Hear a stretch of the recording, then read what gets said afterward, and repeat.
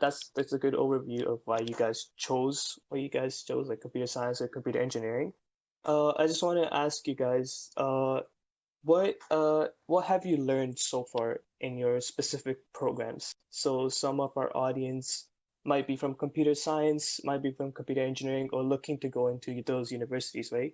So you guys can just like share what you guys just a brief overview of what courses you have done at your specific universities. That would be great. Guess Jamil, you can start off with this. Sure.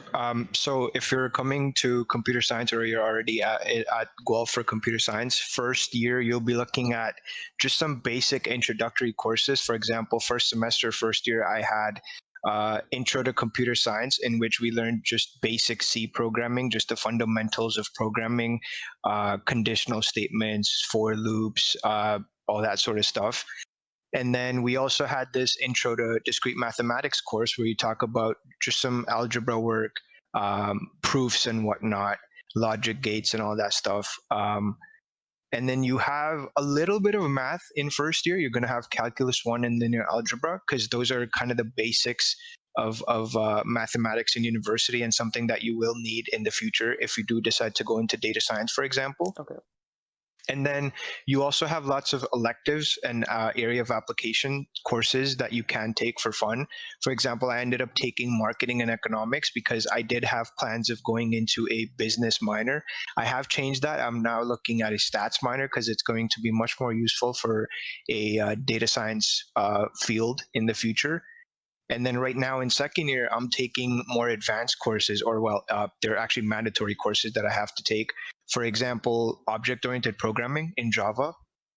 We learned intermediate programming in C, where you get into memory management and data structures such as linked lists, stacks, queues, heaps, etc. And we also had this fun little course called assembly programming. If you guys know about the x86 structure, we did something similar to that, except it was the Motorola 68 structure. You learn this is where the hardware kind of comes into place. This is the connection to hardware that computer science makes. It's a very small connection, but you essentially, at the end of the course, you learn to fully program a microcomputer, which is very amazing. I didn't find it as interesting for myself because I couldn't see myself using this in the future for what I want to do. However, if someone is interested in something like this, it was a very fun course. In the future, I'll give you a little brief of what I would be taking. For example, next semester, I'm taking this course for algorithm design. There's also this operating systems course, which I will be taking. And another theoretical course I'm taking next semester is called UI design, where you, by the name, you can tell you learn to design UI that's not only aesthetically pleasing, but also efficient. But yeah, that's pretty much what I've done so far. I see. I see. We've done the x86 as well in our course, and our it was kind of an introduction to x86. We worked with MP Lab to kind of figure out like basic registry association, pipelining, and all of that. Yeah. Considering that, Bisham, now we would like to kind of compare, because us three, me, Philip, and Shashwat, are doing computer engineering in a at different York. university than you are. Exactly. Yeah. So, what are the programs? What are the courses that you have done? So immediately coming right off of that, I haven't touched anything with x86 structures just as yet. So seeing that it's actually a direct comparison going from a CS major at Guelph to 3 engineers in the computer discipline at York is pretty interesting. I'm studying the same discipline, as you already know, but at a different university, and I haven't touched that. But if you're looking to come to computer engineering at Ryerson, here's a few things you should know. So for first year, you're looking at a very, very shared course load. So when I say shared, it means that it's common to all the engineering disciplines as follows: aerospace, biomedical, chemical, civil, computer, electrical, industrial, and mechanical. So all the disciplines of engineering that are offered at Ryerson all share the exact same first term. So you'll be learning about just a basic set of chemistry.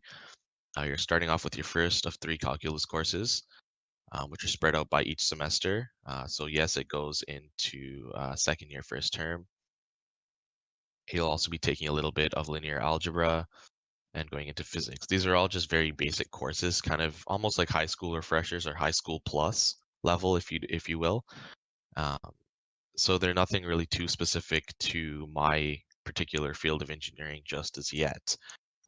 We also had to take a liberal course, which for us, Ryerson limited it or gave it like a limited selection for specifically engineering people.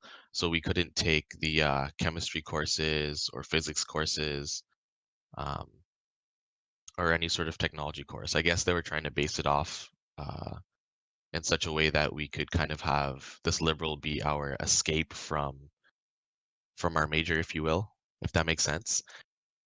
Um, there was really nothing too course specific for me in my first year, first term.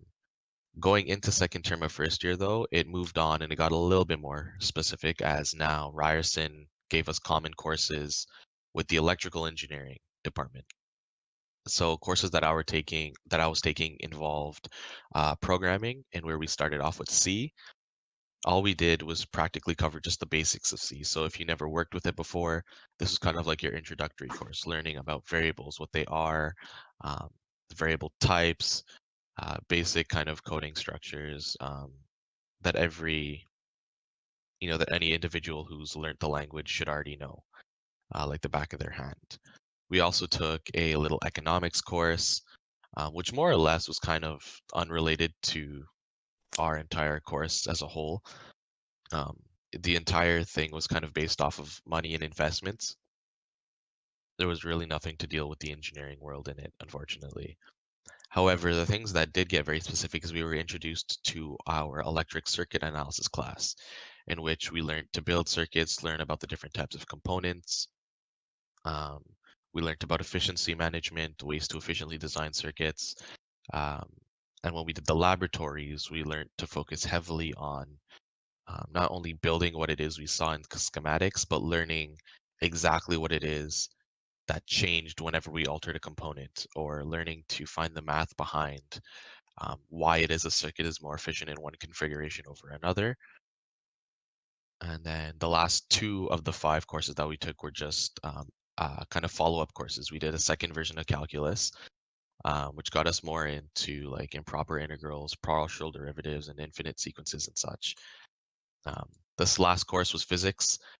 First semester, you'd be covering mechanics, which is all about kind of practical forces, versus waves and fields, which deals more about like sound, springs, like simple harmonic motion, and surrounds the whole course based off of just that one ideal. Moving into second year, I just finished my first term, so I'm just going to talk just about that. I'll try and briefly go over what it is I'm going to cover in my second term. But starting things off, we started off with a software systems class where we learned about Java as opposed to C from last year, and kind of went through the same thing. We covered everything from the basics all the way up to object-oriented programming. It was mostly just to get us familiar with the language and teach us the capabilities that Java had and some of its limitations.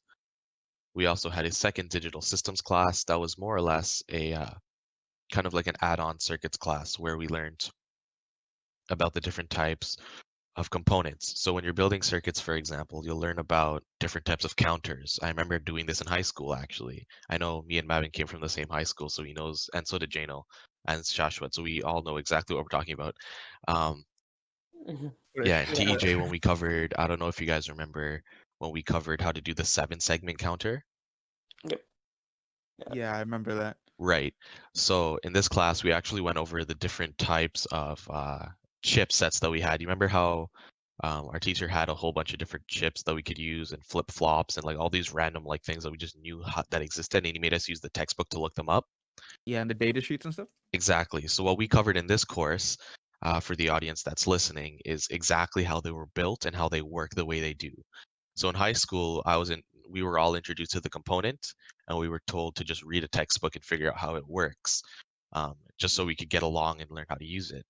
In this course, we learned exactly the schematic that's actually inside of the chip, learning about what logic gates it was composed of, um, and we're taught exactly how it cycles through the way it does. Um, the labs for this course, we used a virtual lab simulation program called Multisim. and we learned to use a very particular type of coding format called VHDL, Verilog code, as it's also known. And we learned a few things. We learned how to build the chipsets and learned how to build the chips by coding them manually. But we also learned how to build them using the program's given schematics.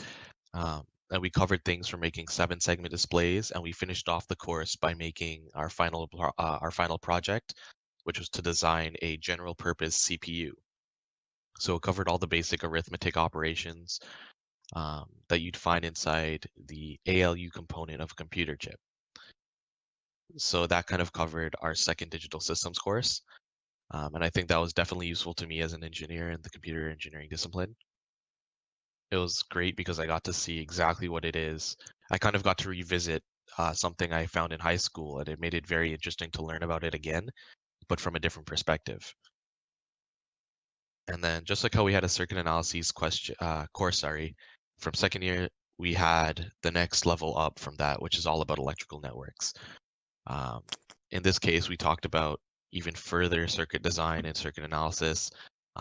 These would include things, the bigger concepts being like op amps, three-phase circuits, frequency responses, and things of that nature. It was more so just introducing us to what they were and how they work. And it wasn't exactly anything too big, but it was definitely a good build on from last year's course. The last 2 courses that we taught were just differential equations and vector calculus, and then solid state physics. This part of it deals specifically with PN junction and semiconductors. And this course in particular, for all the physics that I had to take so far, which if you're following along was 3 so far,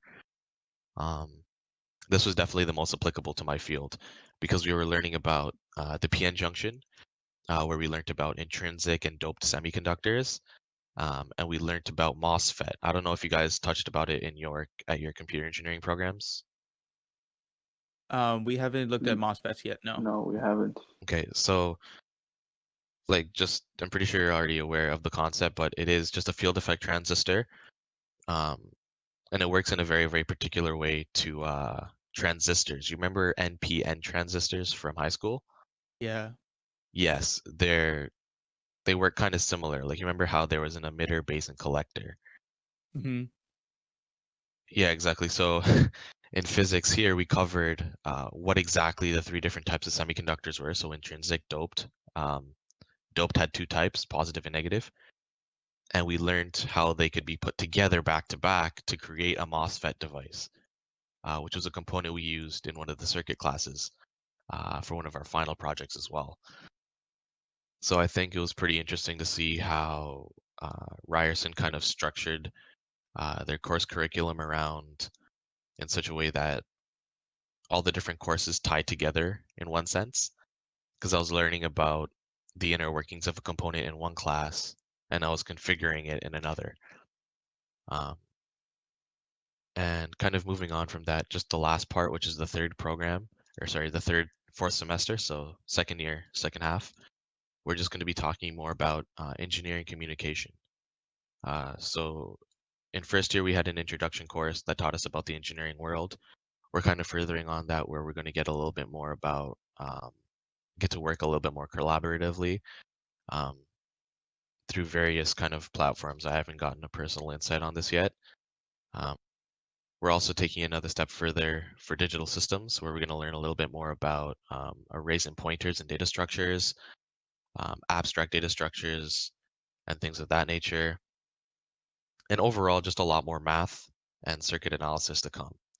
And that practically summarizes what Ryerson has been doing for programming and course offerings in the computer engineering discipline here.